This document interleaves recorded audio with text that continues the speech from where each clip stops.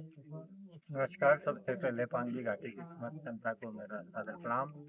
पिछले 20 तारीख को हमने पिछले महीने की 20 तारीख को हमने माननीय आवासीय आयुक्त महोदय के माध्यम से एक ज्ञापन दिया था हिमाचल प्रदेश सरकार को, जिसमें पांगी घाटी की जो वर्तमान समस्याएं हैं उनके समाधान हेतु हमने लिखित रूप में दिया था और एक 23 मई के भीतर उसमें कार्रवाई करने को बोला था।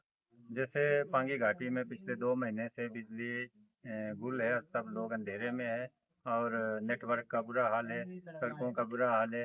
कॉलेज में हमारा साइंस और कॉमर्स का स्ट्रीम बंद कर दिया जाता है, प्रोफेसर नहीं है, स्कूलों में अध्यापक नहीं है और इसके अलावा बहुत सारे विभाग ऐसे हैं जहाँ पर विभाग अधिकारी जो है वही नहीं। और इस तरह की बड़ी सारी समस्याएं पिछले 3.5 सालों से पांगी घाटी की जनता झेल रही है और अब जो समय है पानी जो है सर से ऊपर चला गया ऐसा मुझे लगता है और घाटी के लोग बहुत परेशान है। तो जो सरकार है हमारे घाटी का जो बजट आता था हर साल उसमें भारी कटौती कर दी गई है और उन सब चीज़ों को लेकर हमने लिखित में जो ज्ञापन के माध्यम से सरकार को भेजा था। तो आज हम सब लोग यहाँ पर माननीय आवासीय महोदय को हमने अवगत करवाया और आज से क्रमिक अनशन पर हम लोग बैठेंगे जब तक सरकार हमारी जो पांगी घाटी के लोगों की जो समस्याएं हैं, उनका समाधान नहीं करती है, तब तक हम क्रमिक अनशन पे बैठेंगे और जरूरत पड़ी तो आमरण अनशन तक भी जाएंगे। धन्यवाद। आज भारतीय जनता पार्टी पांगी मंडल ने आवासीय आयुक्त पांगी के कार्यालय में जाकर माननीय आवासीय आयुक्त को एक ज्ञापन दिया, क्योंकि ये प्रक्रिया पहले ही मंडल अध्यक्ष के माध्यम से ज्ञापन दिया गया था, लेकिन कोई कार्रवाई नहीं हुई थी। और जब कार्रवाई नहीं हुई तो आज से हम सब लोग एक क्रमिक भूख हड़ताल में बैठने का निर्णय लिया है।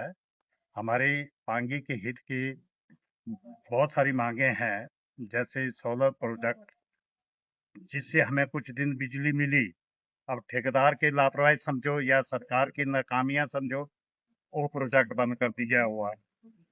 11 केवी काम चलने से वो चल नहीं रहा है। सात घाट का प्रोजेक्ट बंद पड़ा हुआ और हम इस 21वीं शताब्दी में भी मोमबत्ती के लो में जी रहे हैं। इस और भी बहुत सारे मुद्दे हैं, चरणबद्ध तरीके से वो सबके सामने लाए जाएंगे।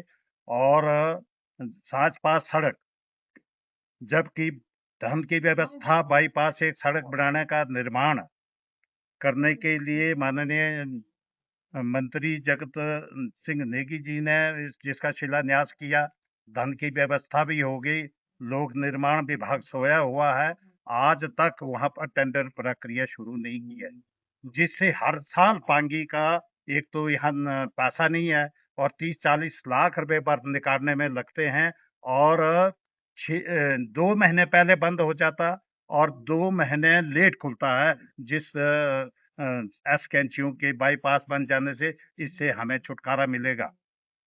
सारा पांगी का मटर इस सड़क से जा रहा, लेकिन उसमें भी काम नहीं कर रहे हैं। वही हाल इस माल रोड की है और बाकी बहुत सारे इश्यूज है, चरणबद्ध तरीके से वो सब सामने लाए जाए। धन्यवाद।